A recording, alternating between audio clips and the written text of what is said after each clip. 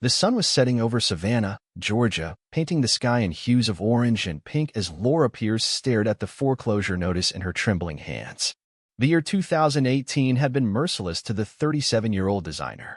First, she lost her job at a prestigious interior design firm after a corporate merger eliminated her position. Then, her husband Mark announced he was leaving her for his young colleague, a woman barely out of college. Now, with their 10-year-old daughter Emily to support and only meager alimony payments coming in, Laura faced the terrifying reality that the bank was about to take their suburban home due to months of missed mortgage payments. The small severance package from her job had long since been depleted, and job interviews had yielded nothing but polite rejection emails. Laura had been skipping meals to ensure Emily could eat properly, and the stress had left her 15 pounds lighter and perpetually exhausted. She had already sold her jewelry, including her wedding ring, to keep the electricity on. The foreclosure notice felt like the final nail in the coffin of her former life. Salvation arrived unexpectedly in the form of a certified letter from a notary public. Laura tore it open with little hope, then stood frozen in her kitchen, rereading the contents in disbelief. According to the document, she had inherited property from a distant relative she had never even heard of. Edward Pierce, her father's second cousin, had passed away with no immediate family, and as the closest living relative, Laura was the sole heir to his estate, an old Victorian mansion in the coastal town of Port Haven, about an hour's drive from Savannah. The property came with outstanding taxes and maintenance issues, but it was free and clear of mortgage debt. The notary's letter included photographs of a 3-story structure with peeling paint, shuttered windows, and an overgrown garden, looking like something from a Gothic novel. Despite its dilapidated appearance, it represented something precious to Laura and Emily, a roof over their heads when they needed it most. 3 days later, Laura and Emily stood before the iron gates of Pierce Manor, their modest sedan packed with the few belongings they had managed to keep. The Victorian mansion loomed before them, even more imposing in person than in the photographs. Built in the late 19th century, it featured ornate woodwork, a wraparound porch, and a small turret room on the 3rd floor.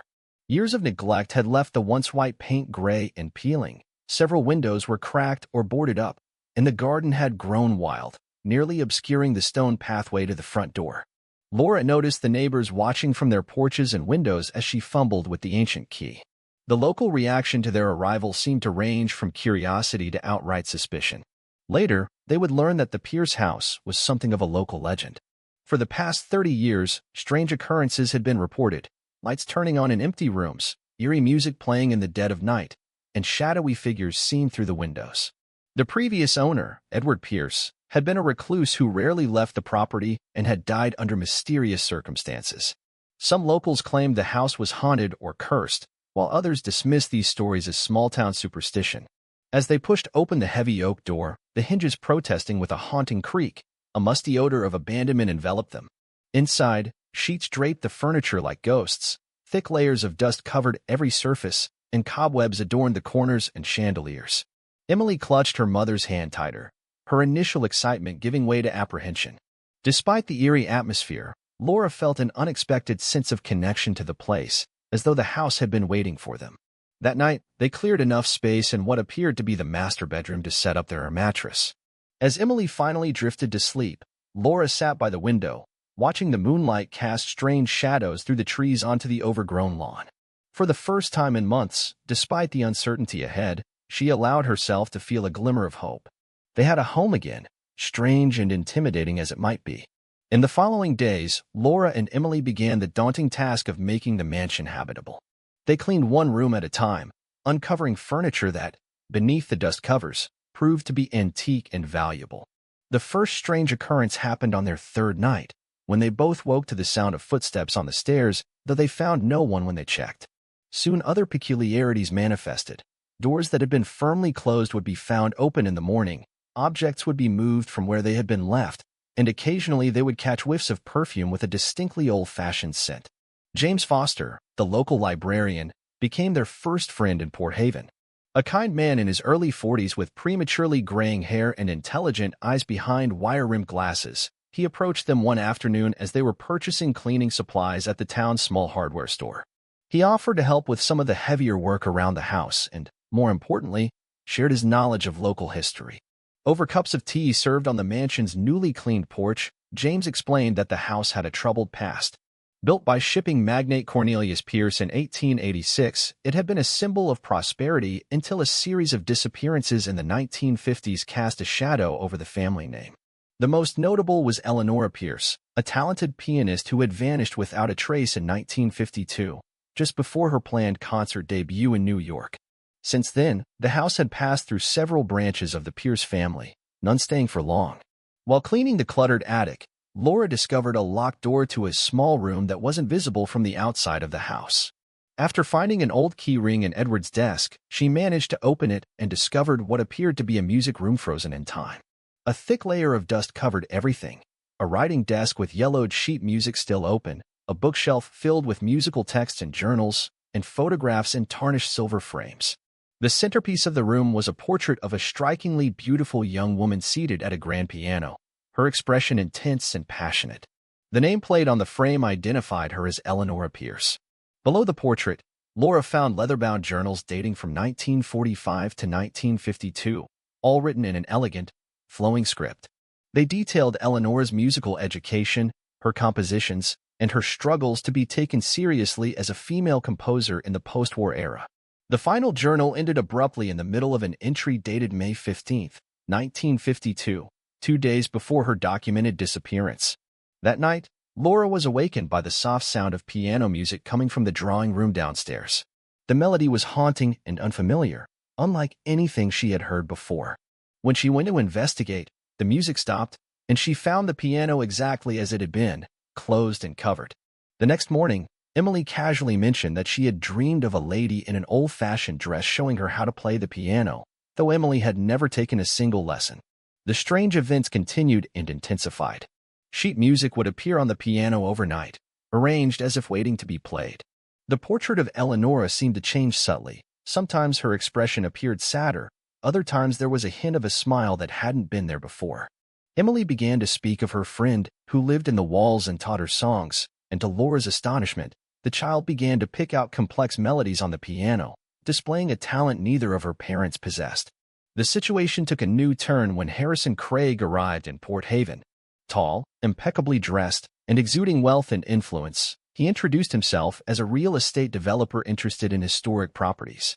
He offered to buy Pierce Manor for 3 times its market value, claiming he wanted to restore it to its former glory as part of a luxury hotel complex.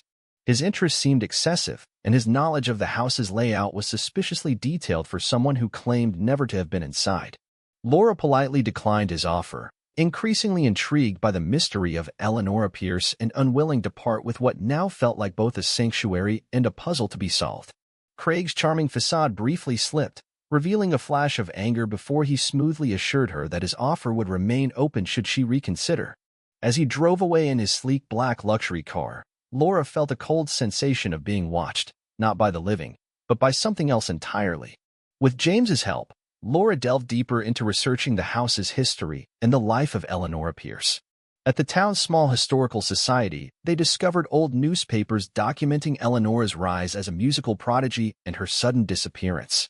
They also found mentions of her engagement to William Craig, a wealthy businessman, and, Laura realized with a shock, the grandfather of Harrison Craig, the man so eager to purchase the house. Further research revealed that Eleanora had studied music theory and composition at a time when such pursuits were considered unusual for women. Critics who had heard her early works described them as revolutionary, blending traditional structures with innovative approaches that challenged the musical conventions of the time. More significantly, shortly before her disappearance, she had mentioned to a journalist that she was working on a new theory of musical composition that would change how we understand the mathematical foundations of harmony. Laura became convinced that Eleanora's disappearance and her musical innovations were somehow connected. Her suspicions grew when she found a hidden compartment in the baseboard of the attic music room, containing a stack of letters between Eleanora and various music publishers. The correspondence revealed that William Craig had been pressuring Eleanora to allow him to take credit for her theoretical work, positioning himself as the business mind behind her creative genius once they were married. The final letter, from Eleanora to her mentor at Juilliard, expressed her decision to break off the engagement and publish her work independently. That evening, the piano played by itself for nearly an hour, the melody building to a frantic crescendo before stopping abruptly. In the silence that followed, Laura and Emily heard the sound of weeping coming from the walls. When Laura went to investigate, she found that someone, or something, had written "Beware the Craigs" in the condensation on the bathroom mirror. The supernatural events escalated alongside very real threats. Anonymous phone calls in the middle of the night. A small fire that started mysteriously in the garage but was fortunately discovered before it could spread. Rocks thrown through windows while they slept. Laura reported these incidents to the local police, but without evidence linking them to any specific person, little could be done. When she mentioned Harrison Craig as a possible suspect, the officer seemed uncomfortable and advised her not to make accusations against important people without proof. James introduced Laura to Olivia Rivera, a professor of musicology at the Savannah College of Arts who specialized in underrepresented composers of the 20th century. After examining the compositions and notebooks found in the attic, Professor Rivera was astonished.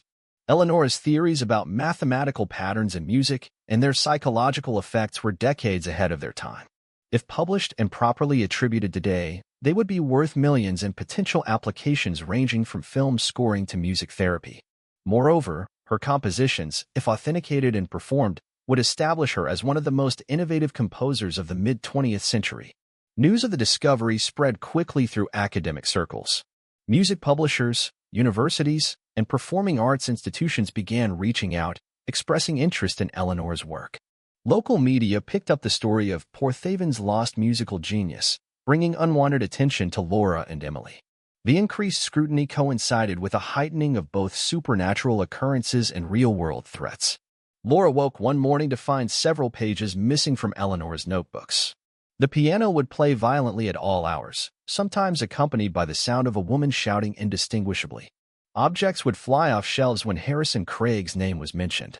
Most disturbingly, Emily reported that her friend was becoming increasingly agitated, warning that he's coming back to finish what he started. The situation reached a breaking point when Laura received an envelope containing a photograph of Emily at school, with a note that simply read, "Reconsider my offer." Terrified for her daughter's safety, Laura sent Emily to stay with her sister in Atlanta while she remained behind to protect Eleanor's legacy and solve the mystery once and for all. The house seemed to respond to Emily's absence with increased paranormal activity. Laura would wake to find all the doors in the house standing open. The piano played constantly, repetitive, and frustrated, as though trying to communicate something specific. Papers would blow about in rooms with no draft, and the portrait of Eleanora now seemed to be overtly watching Laura's movements, its eyes following her around the room. During a particularly violent thunderstorm, Laura heard a tremendous crash from the drawing room. She found that a section of the hardwood flooring had buckled upward, as though pushed from below. Using a crowbar from the garage, she pried up the damaged boards to reveal a small space beneath. Inside was a metal case, sealed and protected from the elements, containing what appeared to be Eleanor's missing final works, including an unfinished symphony and a complete manuscript of her music theory. Most damning of all was a journal documenting William Craig's threats and her fear that he would resort to violence to obtain her work. The final entry, dated the day of her disappearance, indicated her plan to hide her most important compositions and flee to Europe, where she had arranged to work with a prominent conductor who recognized her genius. As Laura examined these materials late into the night, she heard the front door open downstairs. Harrison Craig stood in the drawing room when she descended the stairs, rain dripping from his expensive coat, a gun held casually at his side. He demanded all of Eleanor's materials, explaining with chilling calmness that his family's fortune and reputation had been built on his grandfather's claimed musical innovations. Innovations stolen from Eleanora before he killed her and concealed her body. Laura realized with horror that Emily wasn't safe in Atlanta. She was simply away from the protection of the house. As panic rose in her throat, a sudden gust of cold air swept through the room. The lights flickered and went out, plunging the house into darkness broken only by flashes of lightning from the storm outside. In the intermittent illumination, Laura saw the piano lid slam open with violent force. Sheet music swirled through the air as though caught in a whirlwind. Doors throughout the house began slamming open and closed, and an invisible force knocked the gun from Craig's hand and pushed him away from Laura. Using the distraction, Laura fled to the hidden room in the attic, barricading the door behind her. There, by flashlight, she discovered one final letter from Eleanora, hidden in a secret compartment of the writing desk. The letter contained specific directions to where Eleanora had hidden evidence against William Craig, along with the location where she feared her body would be found if she failed to escape, a walled-up section of the old garden shed.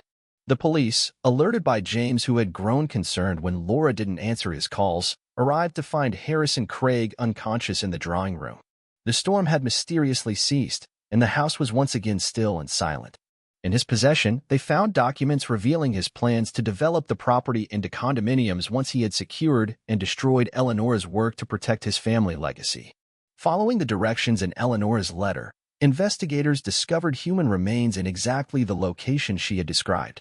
Forensic analysis confirmed they belonged to a female in her 20s, with injuries consistent with blunt force trauma.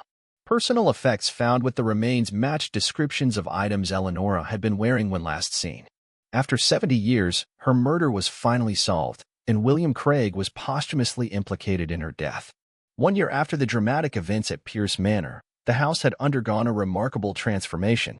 Using the proceeds from publishing Eleanor's work, with full attribution and recognition of her genius, Laura had been able to completely restore the mansion to its former glory. The first floor now housed the Eleanor Pierce School of Music, offering scholarships to young musicians from underprivileged backgrounds. The once overgrown grounds had been landscaped into beautiful gardens, featuring a memorial to Eleanor at its center. Emily, whose musical talent had continued to flourish, became the youngest student ever accepted to Savannah's prestigious conservatory program.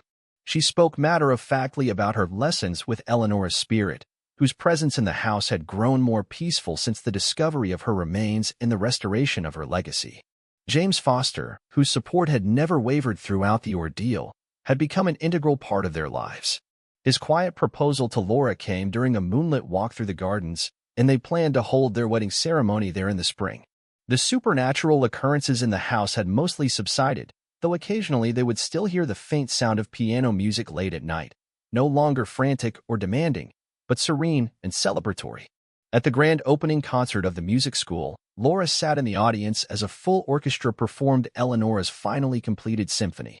The piece, finished by contemporary composers working from her detailed notes, received a standing ovation from the filled concert hall.